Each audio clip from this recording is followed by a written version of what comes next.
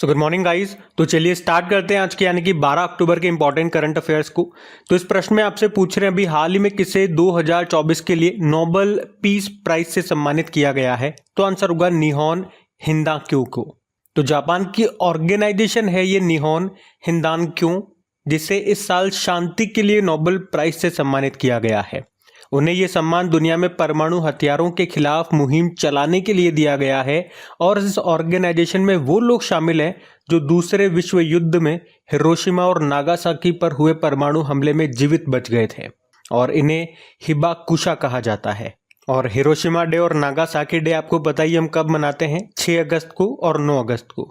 और अमेरिका ने इन पे ये परमाणु बम गिराया था। हिरोशिमा पे जो परमाणु बम गिराया था उसको कहते हैं लिटिल बॉय और नागासाकी पे जो गिराया था उसको फैटमैन कहा जाता है। तो इतना याद रखेंगे कि 2024 का नोबेल पीस प्राइज किसे मिला? निहोन हिंदाक्यू को। ये जापान का ऑर्गेनाइजेशन है। और मैं आपको ये भी बता दूं कि जो 6 क्षेत्रों में नोबेल पुरस्कार दिए जाते हैं हमको पता है, उसमें से शांति का जो पुरस्कार है ये नॉर्वे के ओस्लो में दिया जाता है, बाकी सारे स्वीडन के स्टॉकहोम में दिए जाते हैं। ये पॉइंट भी ध्यान में रखना। इससे पिछले साल वाला 2023 वाला किसे मिला था पीस प्राइज? नरगिस मोहम्मदी को मिला था। अब एक प्रश्न मैं आपसे पूछ रहा हूँ, ये आपका होमवर्क प्रश्न है। अभी ग्लोबल पीस इंडेक्स 2024 आया था, उसमें भारत की रैंक क्या थी और टॉप पे कौन सा देश था, ये आप बताएंगे। और इसका उत्तर मैं इसी क्लास में आपको दूंगा, तो उससे पहले अगर आपको बताए तो कमेंट बॉक्स में टाइप करके बताओ, वरना मैं बता ही दूंगा। और एक डे भी होता है शांति को लेकर के, इंटरनेशनल पीस डे, वो 21 सितंबर को मनाते हैं। और ये अभी जिन भी पुरस्कारों की, नोबेल पुरस्कारों की घोषणा की जा रही है ना, इनको दिए कब जाएंगे? 10 दिसंबर को, अल्फ्रेड नोबेल की पुण्यतिथि को। अच्छा, ये ऑप्शन देखो, रिकेन यामामोटो, ये नाम आपने सुना होगा। जापानीज वास्तुकार आर्किटेक्चर है। अभी प्रित्जकर आर्किटेक्चर अवार्ड 2024 इनको मिला था। तो ये भी एक जापानीज व्यक्ति, इनका भी नाम याद रखना। और ये एक जापान की ऑर्गेनाइजेशन हो गई। अच्छा, इसी तरह से जापान के एक और व्यक्ति का नाम अभी न्यूज में था, जिनको अभी रेमन मैग्सेसे अवार्ड मिला था। आपको याद आएगा, स्टूडियो गिबली के संस्थापक हायाओ मियाजाकी को। और ये स्टूडियो गिबली भी इस बार न्यूज में था। अभी इसे कांस फिल्म फेस्टिवल में पाल्मे डियोर अवार्ड मिला था, इस बार जो 77 नंबर का कांस फिल्म फेस्टिवल हुआ था। तो इसी तरह से ये जापान के 2-4 नाम है, ये इंपॉर्टेंट है, इनको ध्यान में रखना। बाकी आपको बताए जो पहली बार नोबेल शांति पुरस्कार मिला था वो किससे मिला था? एक नाम तो आप सभी जानते हो, हेनरी डुनेंट। और इनके साथ फ्रेडरिक पेसी को भी मिला था। हेनरी डुनेंट का नाम आप क्यों जानते हो? रेड क्रॉस कमेटी के संस्थापक हैं। सबसे पहले 1901 में इन्हीं को मिला था। और किन भारतीयों को शांति पुरस्कार मिल चुका है नोबेल शांति पुरस्कार? तो 2 जनों को, कैलाश सत्यार्थी को 2014 में, और उनसे पहले मदर टेरेसा को मिला था 1979 में। तो ये भारतीयों के नाम भी मैंने आपको बता दिए। अब चलो हमेशा की तरह नोबेल पुरस्कार से और क्या स्टैटिक प्रश्न बनते हैं वो भी मैं आपको रिवाइज कराता हूँ।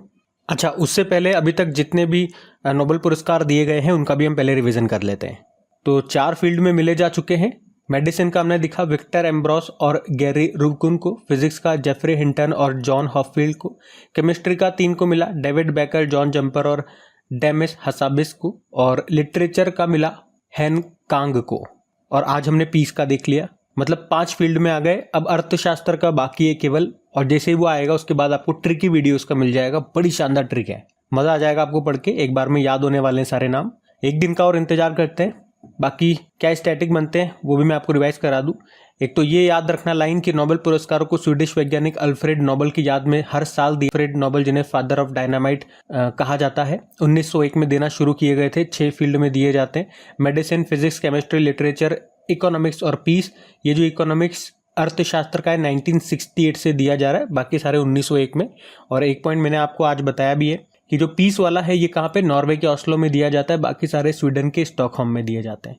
पहले भारतीय रविंद्रनाथ टैगोर थे, 1913 में इनको मिला था साहित्य का, इनकी कृति गीतांजलि के लिए। सबसे आखिरी भारतीय अभिजीत बनर्जी रहे, 2019 में इकोनॉमिक्स का मिला था। सबसे कम उम्र की नोबेल पुरस्कार प्राप्तकर्ता मलाला यूसुफजई है, 17 साल की उम्र में शांति का मिला था। और सबसे ज़्यादा उम्र में मिला था जॉन बी गुडएनफ को, 97 की उम्र में इनको मिला था केमिस्ट्री में, और 2019 में मिला था, लेकिन अभी इनका निधन भी हो चुका है। तो लगातार 5 बार से या 5 दिनों से मैं आपको ये शीट रिवाइज करा रहा हूँ। कल और मैं रिवाइज कराऊंगा और उम्मीद करूंगा फिर ये आपको सारे नाम याद हो जाएंगे। चलो फिर अभी अगला प्रश्न है। तो अगले प्रश्न में पूछ रहे हैं हाल ही में जारी ग्लोबल हंगर इंडेक्स में भारत की रैंक क्या है। तो आंसर होगा 105 है। इंपॉर्टेंट इंडेक्स है, बिल्कुल ध्यान से सुनना। ग्लोबल हंगर इंडेक्स 2024 की हम बात कर रहे हैं। इस बार ये इसका 19वां संस्करण था। जारी किसने किया? कंसर्न वर्ल्ड वाइड और वेल्थुंगर हिल्फे, ये एक यूरोपियन एनजीओ है, इन्होंने इसको जारी किया है। भारत 127 देशों की इस लिस्ट में 105वें स्थान पर है। पिछले साल भारत 111वें स्थान पे था। इस बार का याद रखेंगे, भारत 105वें स्थान पर है। थोड़ी सी रैंकिंग में इंप्रूवमेंट आया है, लेकिन थोड़ा सा ही। स्कोर की बात करेंगे, स्कोर क्या है? 27.3 है। मतलब जितना कम स्कोर होता है ना, उतना अच्छा है। तो स्कोर के हिसाब से अगर बात करेंगे तो भारत को उन देशों में शामिल किया गया जहां भुखमरी एक गंभीर समस्या है, और रिपोर्ट के मुताबिक भारत को बाल कुपोषण पर ध्यान देने की जरूरत है। ये जो ग्लोबल हंगर इंडेक्स ये बताता है कि किसी भी देश में भुखमरी की स्थिति क्या है। जैसे हमारे कुछ पड़ोसी देश हैं, वहाँ पे स्थिति हमसे बेहतर है। जैसे कि श्रीलंका में 56 है, नेपाल में 68 रैंक है, बांग्लादेश 84 रैंक पे रखा गया। पाकिस्तान और अफगानिस्तान ये हमसे थोड़ा पीछे हैं, जैसे कि पाकिस्तान को 190 स्थान पे रखा है। लेकिन चाइना की अगर बात करें, देखो चाइना, यूनाइटेड अरब अमीरात, कुवैत समेत 22 देश इस लिस्ट में पहले स्थान पर हैं। तो हमें अपना याद रखना है, हमारी रैंक क्या है? 105 है। ग्लोबल हंगर इंडेक्स में हम बात कर रहे हैं। अच्छा, इससे संबंधित एक दिवस आपको याद आएगा, वर्ल्ड हंगर डे। ये हम मनाते हैं 28 मई को। अब मैं क्या करूंगा, मैं आपको 2024 के जितने भी इंपॉर्टेंट इंडेक्सेस अभी तक हमने पढ़े हैं वो सारे मैं आपको रिवाइज करवाने वाला हूँ। जो हमारे रेगुलर स्टूडेंट्स हैं उनको मैं कई बार रिवाइज करवा चुका हूँ। जब भी इंडेक्स वाला, सूचकांक वाला प्रश्न आता है तो मेरे साथ साथ बोलेंगे, ताकि आपका फिर से रिवीजन हो जाए। और कोई नए स्टूडेंट पहली बार देख रहे हैं तो पूरी लिस्ट आपके सामने है, मैं भी बोलता जाऊंगा, आप देख देख करके बोलते जाएं, और इसी तरह से रिवाइज करते रहेंगे, आपको चीज़ें याद रहेंगी जैसे बाकी स्टूडेंट्स को हो गई हैं। तो देखो, सबसे पहला इस साल का इंडेक्स हमने पढ़ा था करप्शन परसेप्शन इंडेक्स। भारत 93 पे है, टॉप पे डेनमार्क है। जारी किया था ट्रांसपेरेंसी इंटरनेशनल ने। स्वच्छ सर्वेक्षण 2023 आया था, इसमें सबसे स्वच्छ शहर इंदौर और सूरत था। इसके अंदर और भी कुछ रैंकिंग्स हैं, और यहाँ से प्रश्न एग्जाम में अभी आ चुका है। जैसे कि 1 लाख से कम आबादी में बात करेंगे तो महाराष्ट्र का शाश्वत है। सबसे स्वच्छ छावनी बोर्ड में महू छावनी बोर्ड है। राज्यों में महाराष्ट्र है। सबसे स्वच्छ गंगा शहर वाराणसी और प्रयागराज है।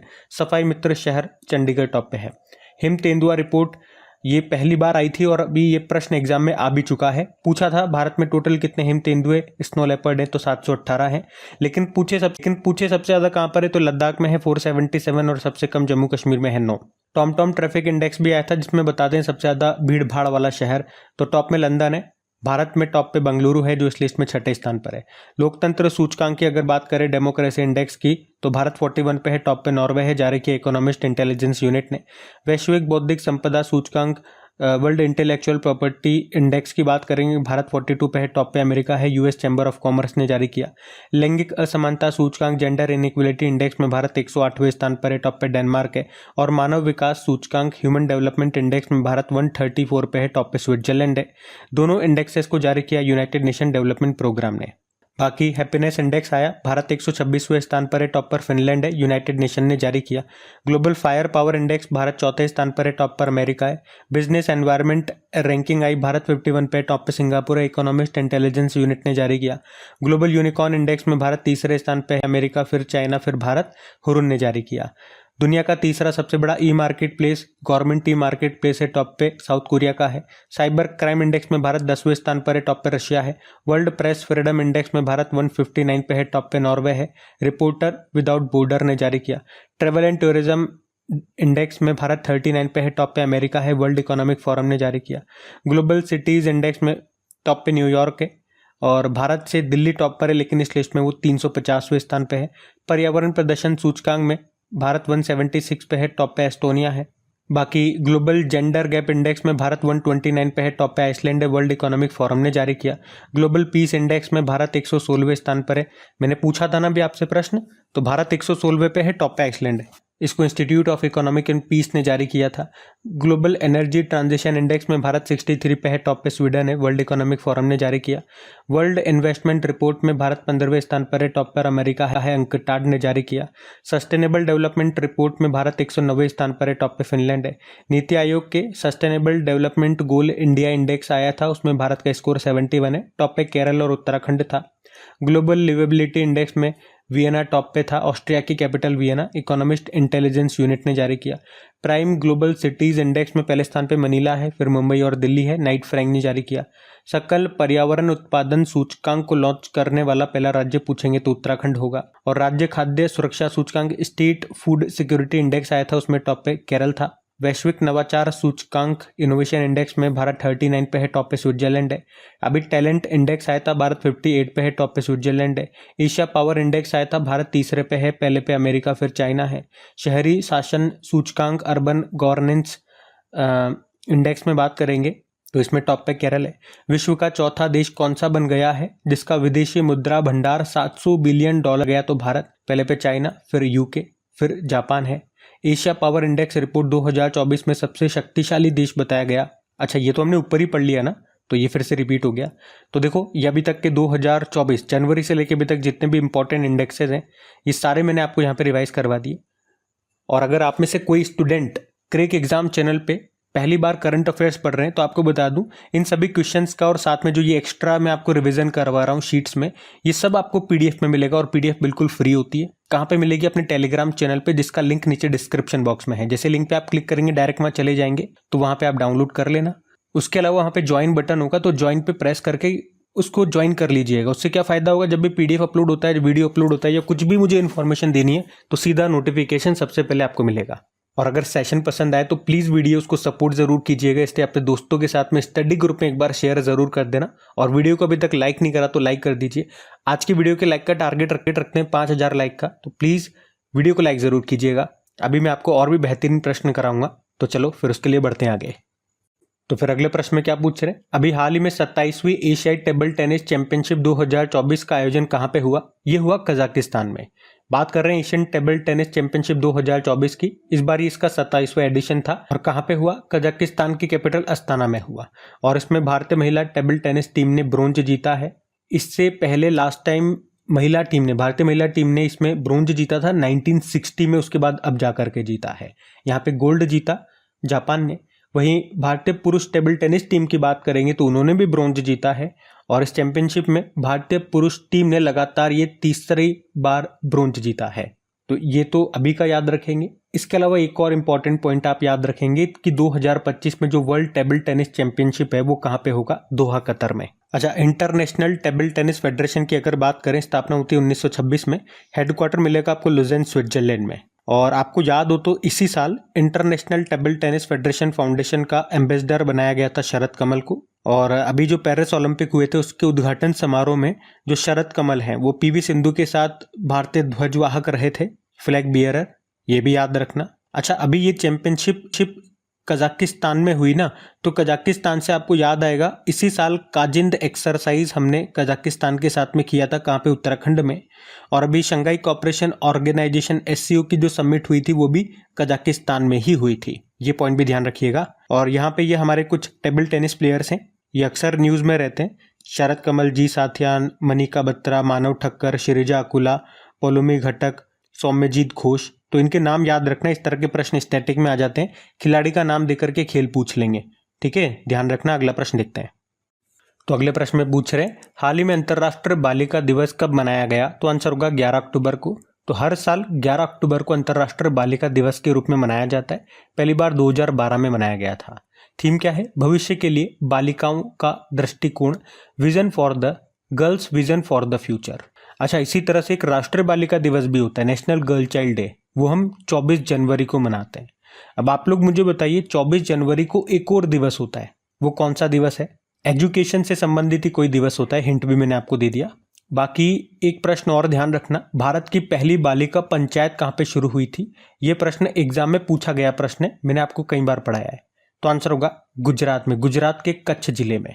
बाकी चलो अक्टूबर के एक बार फिर से सारे डेज में आपको रिवाइज करवाऊं। तो 1 अक्टूबर को 3 दिवस मनाए थे हमने, वृद्धजन दिवस, कॉफी डे और वेजिटेरियन डे। और 2 अक्टूबर को अंतर्राष्ट्रीय अहिंसा दिवस और स्वच्छ भारत दिवस। 4 अक्टूबर को विश्व पशु दिवस। 5 अक्टूबर को वर्ल्ड टीचर डे और राष्ट्रीय डॉल्फिन दिवस। 7 अक्टूबर को विश्व कपास दिवस। 9 अक्टूबर को वर्ल्ड पोस्ट डे। 10 अक्टूबर को विश्व मानसिक स्वास्थ्य दिवस, नेशनल पोस्टल डे और वर्ल्ड साइट डे। और आज हमने देखा 11 अक्टूबर को अंतर्राष्ट्रीय बालिका दिवस मनाया। तो अक्टूबर के ये डेज है, ध्यान में रखना। और जब भी डे वाला प्रश्न होता है इस तरह से बार बार स्टार्टिंग से मैं आपको रिवाइज करवाता हूँ, क्योंकि मेरा मानना है कि एंड तक, पूरे महीने के एंड तक मैं इस तरह से आपको बार बार एक ही प्रश्न को रिवाइज करवाऊंगा तो ये चीज़ें आपको रट जाएगी। अगर आप मेरे साथ साथ रेगुलर रहोगे और चीज़ों को बोलते रहोगे तो ये चीज़ें आपको यहीं पे याद हो जाएगी। ठीक है, अभी अगला प्रश्न देखते हैं। तो अगले प्रश्न में पूछ रहे हैं, हाल ही में उमर अब्दुल्ला किस केंद्र शासित प्रदेश के नए मुख्यमंत्री बने हैं? तो आंसर होगा जम्मू कश्मीर। तो अभी जम्मू कश्मीर में नेशनल कांग्रेस और CPIM का गठबंधन हुआ और इन पार्टियों ने मिलकर के 49 सीटें हासिल की है। यहाँ पे बहुमत का आंकड़ा 46 का है। तो जम्मू कश्मीर में आर्टिकल 370 खत्म होने के बाद ये पहले मुख्यमंत्री बनने जा रहे हैं। इनका नाम है उमर अब्दुल्ला। ये वैसे 2009 से लेकर 2015 तक भी यहाँ के मुख्यमंत्री रहे हैं। देखो, जम्मू कश्मीर की बात करें तो इसकी 2 कैपिटल है, श्रीनगर और जम्मू। और आपको याद होगा 31 अक्टूबर 2019 को इसे यूनियन टेरिटरी बना दिया गया था, लद्दाख और जम्मू कश्मीर को। यहाँ के लेफ्टिनेंट गवर्नर मनोज सिन्हा हैं। और आपको याद होगा दुनिया का सबसे ऊंचा रेलवे ब्रिज ये बना जम्मू कश्मीर में चिनाब नदी पर। भारत की पहली कैनबिस मेडिसिन परियोजना यहाँ पे शुरू हुई थी। अभी वर्ल्ड क्राफ्ट सिटी प्रमाण पत्र पाने वाला ये चौथा भारतीय शहर बना था कश्मीर। कुछ इंपॉर्टेंट फेस्टिवल्स भी अगर हम यहाँ पे रिवाइज करें तो हैरत महोत्सव मनाया जाता है, तवी महोत्सव, कंचोत महोत्सव, बंगस वैली महोत्सव, अहरबल महोत्सव, खीर भवानी मेले का आयोजन होता है। अभी चिनार बुक फेस्टिवल का आयोजन हुआ था श्रीनगर में ही। और अभी जम्मू कश्मीर और लद्दाख हाईकोर्ट के चीफ जस्टिस कौन बने थे? ताशी रबस्तान बने थे। और वैसे यहीं पे आपको Dachigam national park, Kishtwar national park, Salim Ali national park ये भी मिल जाएंगे। अच्छा, इस साल जिन जिन स्टेट्स में, जिन जिन यूनियन टेरिटरीज में नए मुख्यमंत्री बने हैं वो सारे मैं आपको एक साथ रिवाइज कराता हूँ। चलो, एक तो लेटेस्ट हमने पढ़ा था अभी दिल्ली की तीसरी महिला मुख्यमंत्री बनी है, आतिशी उनका नाम है। बाकी और भी देखते हैं। राजस्थान में बने थे भजनलाल शर्मा, मध्य प्रदेश में मोहन यादव, छत्तीसगढ़ में विष्णुदेव साय, मिजोरम में लाल दुहोमा, तेलंगाना में रेवंत रेड्डी, सिक्किम में प्रेम सिंह तमांग, हरियाणा में नायब सैनी और अभी फिर से ये बनने वाले हैं, इनके बारे में भी मैं आपको बताऊंगा। और झारखंड में हेमंत सोरेन, उड़ीसा में मोहन चरण मांझी, आंध्र प्रदेश में चंद्रबाबू नायडू, अरुणाचल प्रदेश में पेमा खांडू और दिल्ली का मैंने आपको बता ही दिया। तो ये इस साल के सभी नए मुख्यमंत्री हैं, नाम इनका ध्यान रखने हैं। अगला प्रश्न देखते हैं। तो अगले प्रश्न में पूछ रहे हैं, हाल ही में दुनिया की 8000 मीटर से ऊंची सभी 14 चोटियों पर चढ़ने वाले सबसे कम उम्र के व्यक्ति कौन बन गए हैं? तो आंसर होगा नीमा रिंजी शेरपा। तो 18 वर्षीय नेपाली पर्वतारोही हैं निम्मा रिंजी शेरपा, जो अभी दुनिया की 8000 मीटर से ऊंची सभी 14 चोटियों पर चढ़ने वाले सबसे कम उम्र के व्यक्ति बनकर इन्होंने इतिहास रच दिया है। तो इनका नाम याद रखेंगे। आपको याद होगा कामिरिता शेरपा माउंट एवरेस्ट पर सबसे ज्यादा बार चढ़ाई करने वाले ये पर्वतारोही हैं, कई बार इनके बारे में हमने पढ़ा है। ज्योति रात्रे का नाम भी याद रखना, भी माउंट एवरेस्ट फतेह करने वाली भारत की सबसे उम्र दराज महिला ये बनी थी। और एक तेगबीर सिंह का नाम भी हमने पढ़ा था, जिनकी उम्र मात्र 5 वर्ष है। अभी माउंट किलिमंजारो, जो कि अफ्रीका की सबसे ऊंची चोटी है, उसको फतेह करने वाले सबसे कम उम्र के एशियाई ये बन गए थे। वैसे माउंट एवरेस्ट को फतेह करने वाली पहली भारतीय महिला बछेंद्री पाल है और माउंट एवरेस्ट को फतेह करने वाली पहली दिव्यांग भारतीय महिला अरुणिमा सिन्हा है। अच्छा, यहाँ पे मैं आपको सभी कॉन्टिनेंट की जो सबसे ऊंची चोटियां हैं उनका भी एक बार रिवीजन करवाऊं। तो अफ्रीका महाद्वीप की सबसे ऊंची पर्वत चोटी माउंट किलिमंजारो है, ये आपको तंजानिया देश में मिलेगी। यूरोप की माउंट एल्ब्रस है, नॉर्थ अमेरिका की है माउंट डेनाली और मैकिनली, साउथ अमेरिका की माउंट एकांगुआ है, एशिया की माउंट एवरेस्ट हो गई, अंटार्कटिका की माउंट विंसन मैसिफ है और ऑस्ट्रेलिया की है माउंट कोजिएस्को। तो ये भी ध्यान रखिएगा। अगला प्रश्न देखते हैं। तो अगले प्रश्न में पूछ रहे हैं, अभी हाल ही में सदी का सबसे खतरनाक तूफान मिल्टन ये किस देश से टकराया? तो आंसर होगा अमेरिका। तो अभी 10 अक्टूबर को ही हरिकेन मिल्टन ये अमेरिकी स्टेट फ्लोरिडा के सिएस्टा की शहर से तट से टकराया। इससे फ्लोरिडा के सेंट पीटर्सबर्ग में पिछले 1000 साल की सबसे ज्यादा बारिश हो गई है। मतलब 3 घंटे में इतनी बारिश हो गई, 16 इंची बारिश हो गई, जो कि वैसे 13 दिन में होती है, वो 3 घंटे में हो गई। कितना खतरनाक है। तो सिंपल सा हमें तो नाम याद रखना है हमारे एग्जाम पॉइंट ऑफ व्यू से। तूफान का नाम है मिल्टन, कहाँ पे आया? अमेरिका में।